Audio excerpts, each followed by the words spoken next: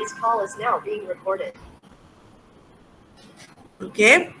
Okay, pertama sekali cikgu nak ingatkan, segala latihan formatif yang cikgu beri, tugasan yang cikgu beri, kalau cikgu minta suruh hantar tu, cikgu minta awak semua hantarlah. Setakat ni Alhamdulillah untuk latihan yang baru ni, formatif 3.2 ni, lebih daripada separuh lah yang hantar. Ada dalam 3-4 orang saja yang masih belum hantar. Sebab untuk pengetahuan awak, sebab kita dalam keadaan PKPD ni, jadi segala tugasan yang awak hantar tu, itu adalah sebagai rekod, cikgu ambil sebagai rekod PBD lah. Rekod PBD awak. Dan bila awak hantar tu, cikgu tengok apa hasil awak buat, cumanya cikgu tak semak secara individu. Tapi cikgu boleh nampaklah mana yang salah atau tidak. Jadi cuma untuk bila nak ulas, mungkin ada beberapa soalan yang tak faham tu, cikgu ulas secara Meet lah. Dalam Google Meet lebih mudah, sebab tak perlu cikgu pergi personal satu-satu sebab kerana soalan yang sama yang ditanya. Jadi cikgu terus pergi dalam Meet ni lah, lebih mudah. Kita tengok dalam buku teks, dalam buku latihan awak juga.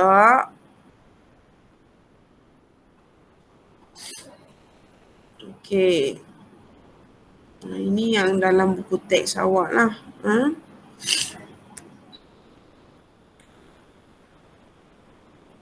Latihan ni sebelum ni cikgu bagi 3.2.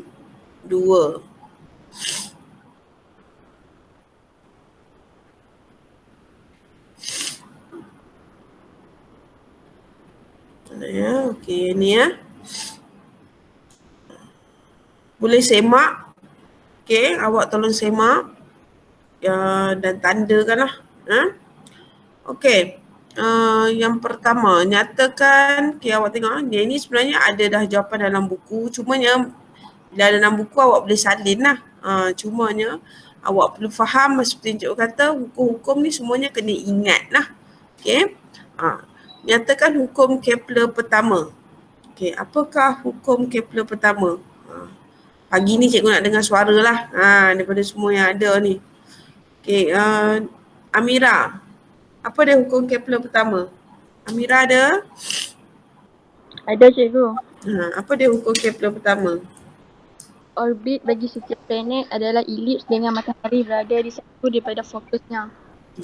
Terima kasih Amira. Betul ya?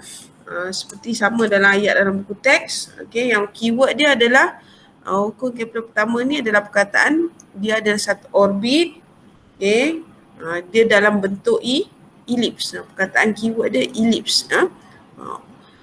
Yang itu mudah. Kita pergi soalan yang kedua. Sekarang kita pergi hukum Kepler yang kedua. Hukum Kepler yang kedua. Apa dia hukum Kepler kedua? Zafira?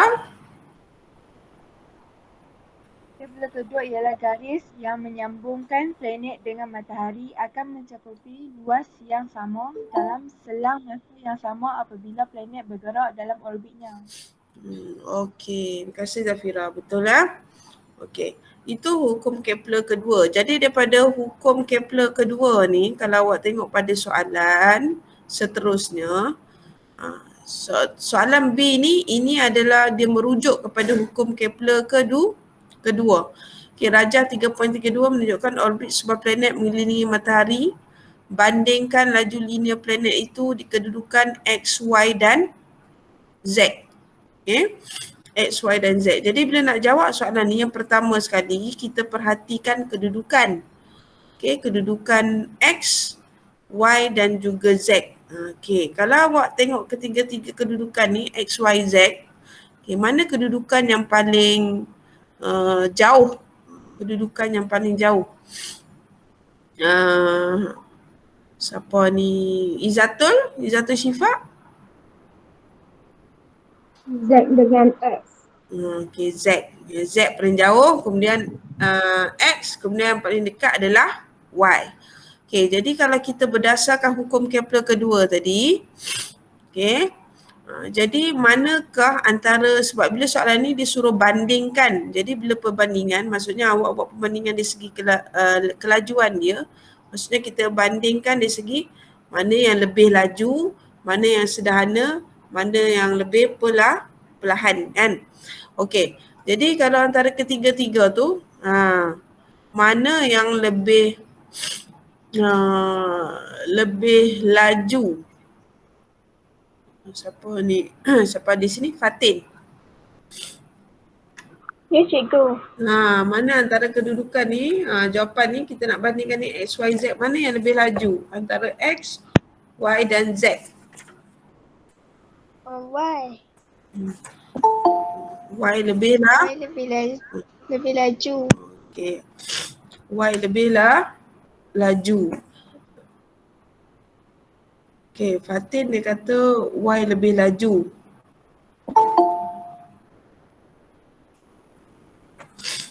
Okey. Kita admit ada kawan yang masuk lagi. Okey. Kalau Hanis Hamimi macam mana jawapan awak? Sama ke tidak? Sama. Sama. Okey, bagus. Nampaknya semua faham kan? Kalau jaraknya lagi dekat, dia punya laju lebih cepat lah. Okey. Jadi Y lebih laju, yang paling perlahan adalah pada yang paling jauh, iaitu pada Z. Okey. Dan juga X. Okay, kalau awak buat jawapan ni, okay, kalau dalam fizik lah, kita boleh tulis macam ni saja. Apa simbol laju? V kan? VZ dia paling perlahan, jadi dia paling kecil. Kemudian VX dan VY. Okay. VY palinglah laju. Okay. Jadi kalau dalam fizik kita tulis jawapan macam ni pun sebenarnya dah cukup. Okay. Bila buat perbandingan. Okay. Dan akhir soalan. Hukum Kepler ketiga. Siapa suruh boleh? Cikgu. Ya. Kalau saya buat VY lebih besar daripada VX, VX lebih besar daripada VZ. Buat dalam bentuk ayat lah. Tak ada simbol juga tapi cuma terbalik kan? Oh, boleh. Tak ada masalah. Asalkan maksud dia tu sama. Kalau maksud dia sama tak ada masalah. Kalau guna simbol boleh, guna ayat pun boleh. Sebab dalam fizik ni memang ada, kalau kita tengok nanti soalan kata 2, ada soalan, dia banyak tanya soalan awak kena buat perbandingan. Jadi kalau buat perbandingan ni, nak guna simbol macam ni boleh. Guna simbol lebih besar dengan lebih kecil. Tak ada masalah. Boleh.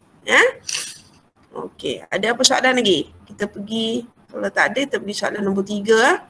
Hukum Kepler ketiga. Okey. Hukum Kepler ketiga. Lelaki dah ada kan? Siapa dah ada ni? Lokman. Siapa lelaki yang ada ni? Lokman dengan Lokman ni ke? Lokman ya, Lokman? Awak seorang? Ya. Okey. Wakil lelaki seorang.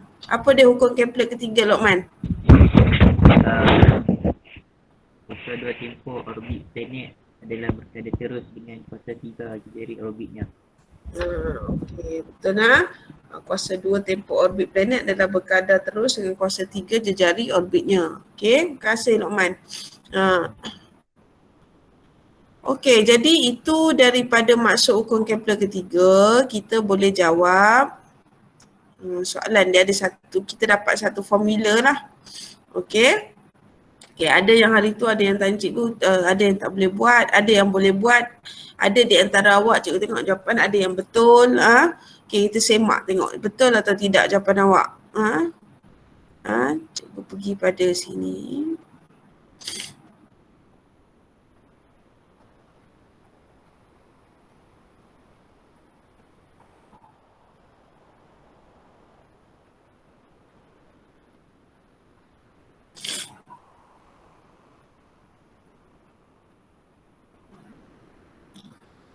Okey. Boleh nampak ah?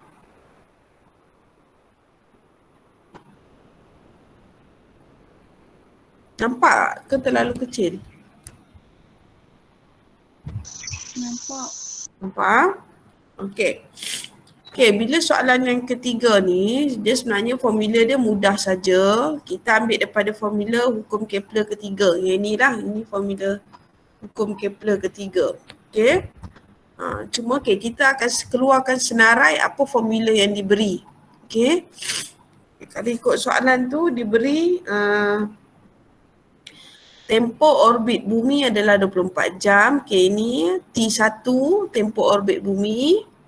Kemudian dia beri tempoh orbit bagi bulan 27.3 hari. Kemudian dia beri R2 ni adalah jejari bagi bulan, orbit bulan 3.83 darab 10 kuasa 8 meter. Okay, kemudian dia minta cari berapakah ketinggian sebuah satelit jika satelit itu dikendaki mengorbit bumi dalam tempoh 24 jam. Okey. R1 ni kita akan dapat adalah jejari orbit bagi bumi dan juga jarak dia dengan satelit. Okay, jadi kita akan cari sebenarnya adalah R1. Okey. Jadi macam mana? Okay, bila buat soalan ni, yang pertama sekali awak tengok kat sini. Unit kena sama bagi masa. Okay, kalau awak tengok T1 ni, ini dalam jam. Okay, T2 ni dalam hari. Okay, jadi kita pilih sama ada kita nak guna hari ataupun jam. Okay, kalau cikgu kita tengok yang paling mudah sebenarnya adalah kita guna hari. Sebabnya 24 jam sama juga dengan 1 hari. Nilai 1 tu lebih mudah lah. Kalau daripada kita tukarkan 27.3 hari ni jadi jam, nilai dia lagi besar. Okay? Jadi better kita tukar dalam hari. Jadi kita ambil 1. Sekejap.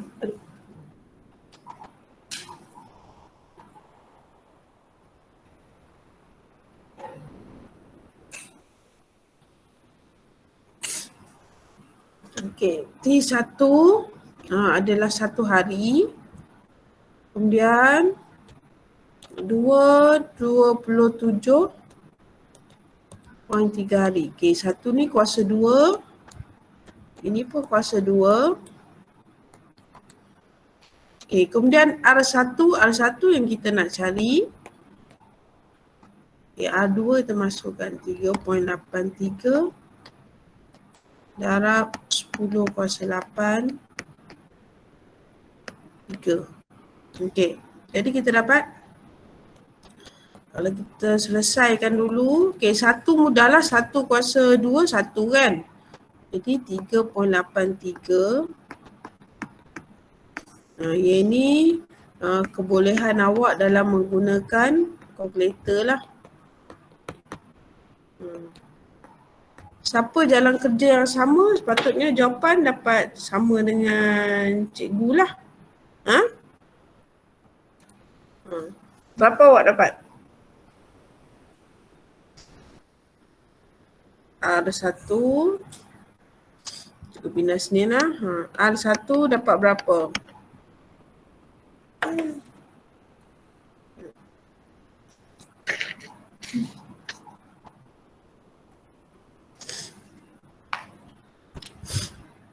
Siapa dapat? Boleh kira tak? Dapat 7.538 darab 10 kuasa 22. Okey, betul. Itu masih lagi dalam kuasa T3. Betul tak Syifa? Tak tukar lagi kan? Jadi kita ganda kuasakan 3 jawapan awak tu. Okey, dapat berapa? Akhir sekali kita akan dapat, maksudnya punca ganda kuasa 3 Tu dah betul tadi dah. Izzatu Syifa tadi lepas tu kita akan dapat betul tak sama dengan cikgu? 4.224 darab 10 kuasa 7. Unit apa Mi? Meter.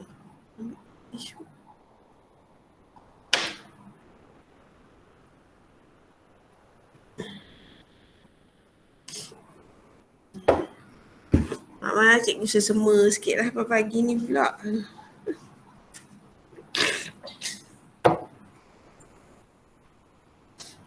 Okay, dapat tak? Dapat. Okay. Ada barang soalan tak?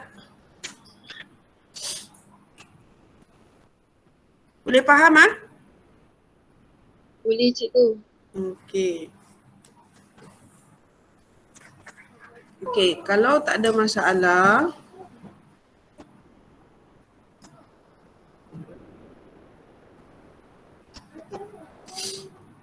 kalau tak ada masalah kita pergi pada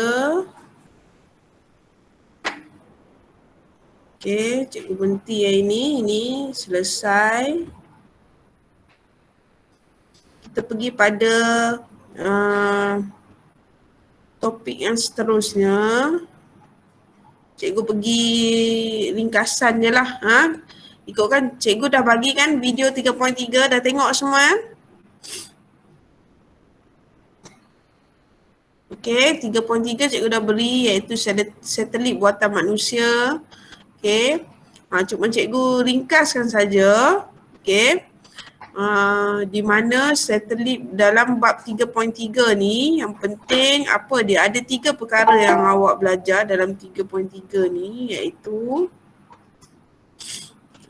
ada lagi yang baru masuk. Okey, dalam 3.3 ni kalau awak tengok, pertama sekali awak mempelajari tentang laju linear bagi satelit. Bagaimana nak menentukan laju linear bagi satelit. Okey. Jadi dalam menentukan laju linear bagi satelit, kita menggunakan rumusan formula daripada daya memusat dan hukum kegravitian semesta Newton. Okey. Kenapa kita perlu tentukan laju linear satelit ni? Sebab apa? Bila kita nak lancarkan satelit, awak bayangkan satelit tu akan bergerak mengelilingi bumi. Jadi dia mesti ada satu laju di mana laju tersebut membolehkan satelit mengorbit bumi. Mengorbit bumi. Kalau laju tu kita tak tahu, itu yang akan menyebabkan satelit ni dia tidak mengorbit. Dia akan bergerak tidak mengikut orbit. Maksudnya dia tidak bergerak dalam bentuk elips lah. Jadi tu sebabnya kalau siapa yang berminat menjadi astronomi ke sebelum awak membuat satelit nanti ke, bila kita buat satelit kita kena tentukan berapa laju linear bagi satelit tersebut sebelum kita lancarkan dia nanti. Dan laju dia tu linear maksudnya laju dia tetap supaya satelit tu boleh mengorbit bumi. Okey. Jadi kalau awak tengok apa yang mempengaruhi laju linear ni?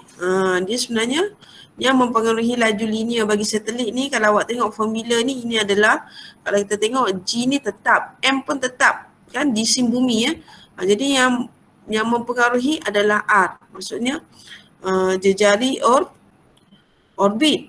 Maksudnya jejari orbit ni adalah apa? Adalah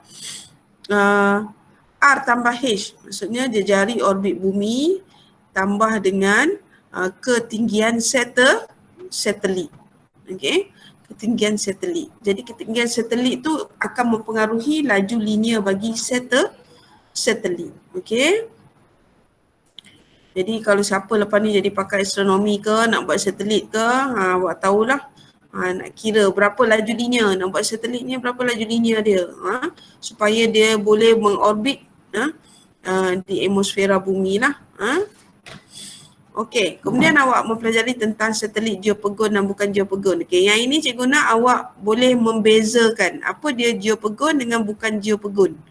Okay, dia sebenarnya mudah. Bila sebut geopogon bermakna dia adalah satelit tersebut dia akan mengorbit dalam orbit bumi.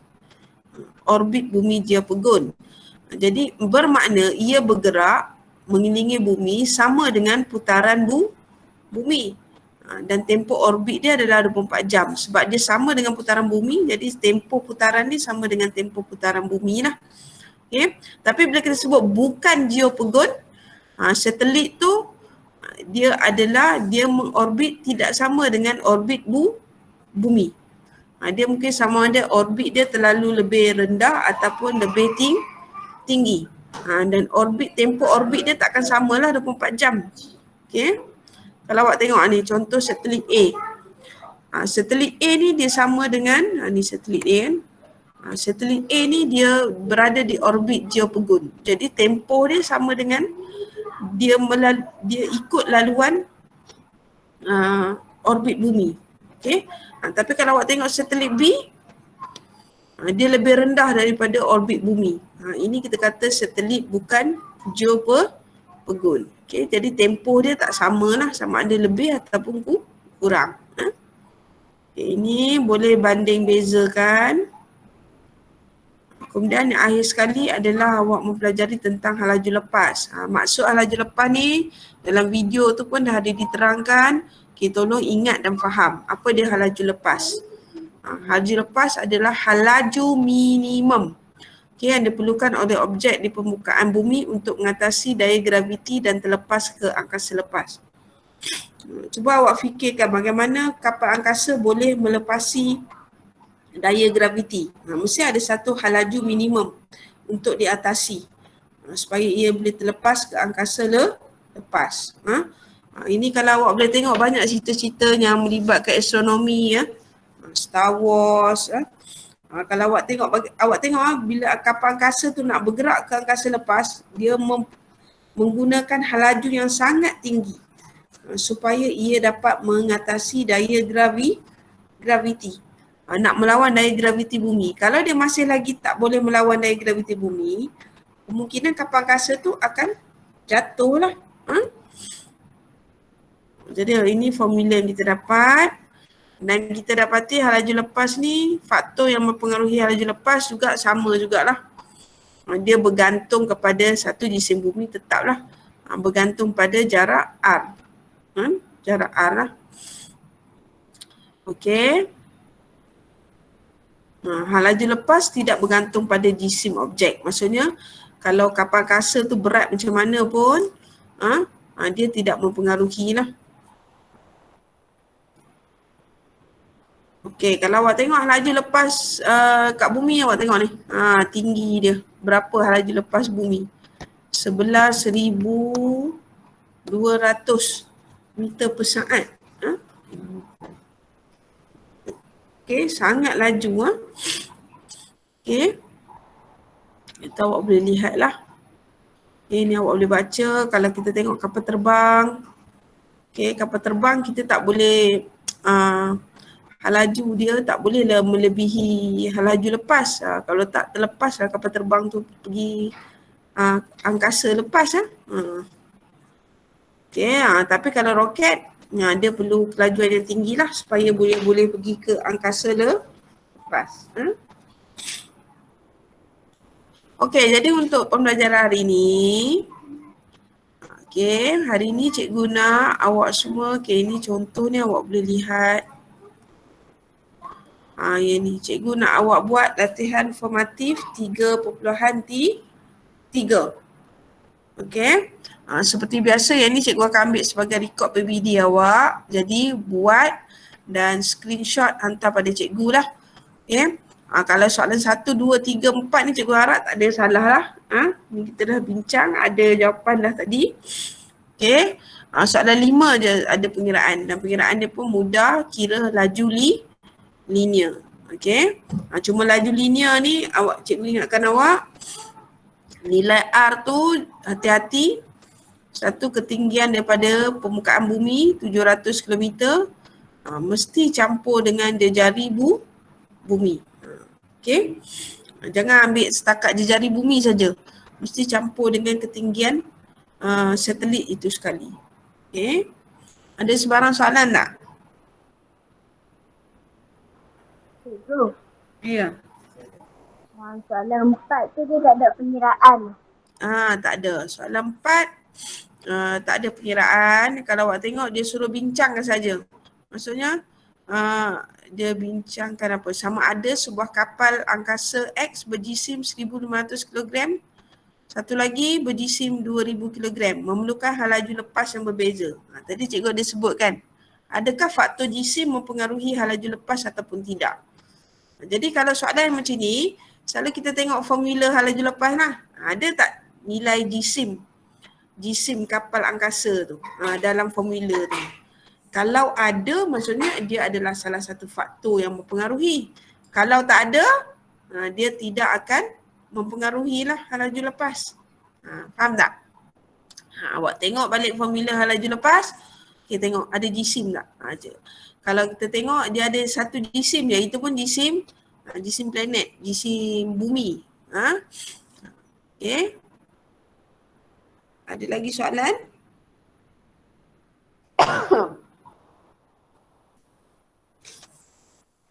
Jadi soalan 1 tu buat dalam bentuk ayat ke buat jadual?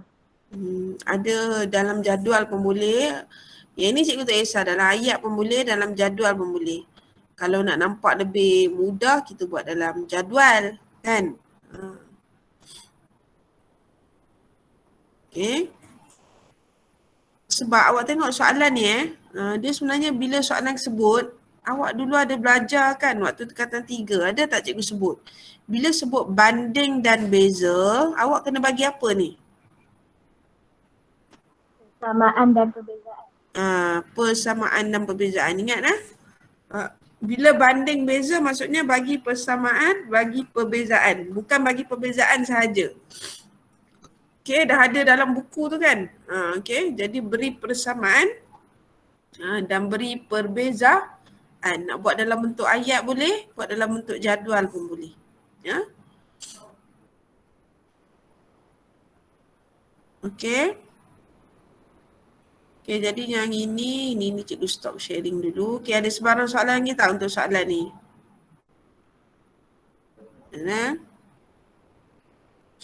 Okay, jadi untuk tugasan minggu ni cikgu nak awak siapkan latihan 3.3.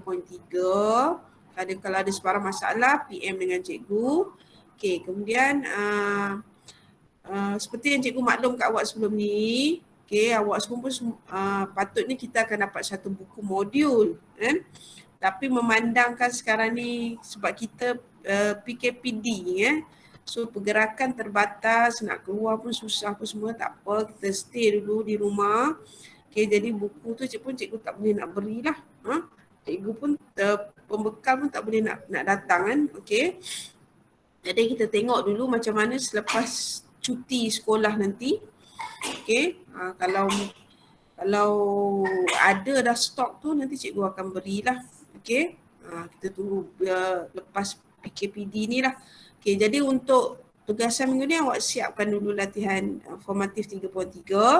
Kemudian nanti ada tugasan cikgu akan bagi untuk sepanjang cuti. Okay. Dan tugasan tu pun kita refer dalam buku teks jugalah buat masa ni. Okay. Hanya untuk waktu cuti tu nanti cikgu maklumkan pada hari Khamis nantilah, hari last nanti cikgu maklumkan apa yang perlu awak buat. Okay. Cuma untuk minggu ni awak siapkan latihan formatif 3.3, hantar pada cikgu. Okay, ada sebarang soalan lain lagi tak? Najmil pun ada. Aimuni. Aina ada? Aina ada ke?